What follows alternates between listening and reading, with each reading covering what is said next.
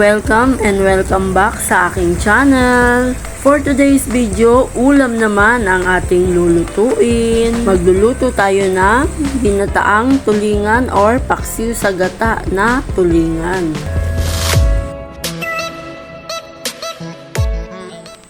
Narito po ang ating mga ingredients. Ang ating sibuyas, bawang, luya, kamatis, green chili, green bell pepper. Optional lamang po ito, natira ko lang to nung nakaraan.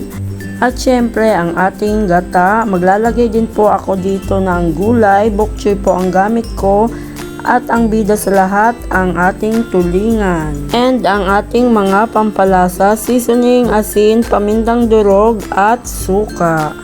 Tara guys, start na tayo. Una sa lahat, i-pan fry muna natin ang ating tulingan. Ngayon naman po, igisa na po natin ang ating sibuyas. Ayan. Next po ay ang ating bawang.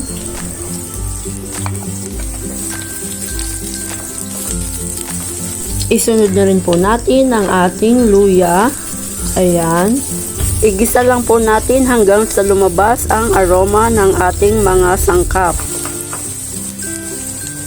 At pagkatapos, pwede po natin ilagay ang ating pangalawang piga or coconut milk. Ayan. Ngayon po, timplahan na po natin ng ating seasoning, pamintang durog, at lagyan na rin po natin ng asin. Ayan.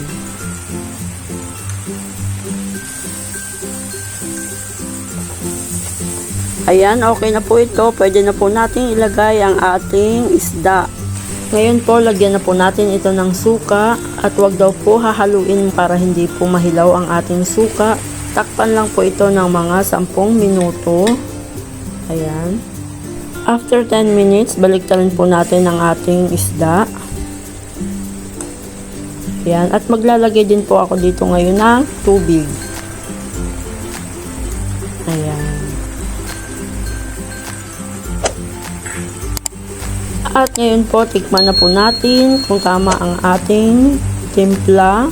Ayan, okay na. At lalagay na po natin ang ating gulay. Sa ating gulay po, pwede po ang pechay, malunggay, kangkong, or talong. Kahit ano pong gusto niyo, kayo po ang masusunod. Ayan. And ilalagay ko na rin po ang ating green chili. Pati na rin po ang ating kamatis.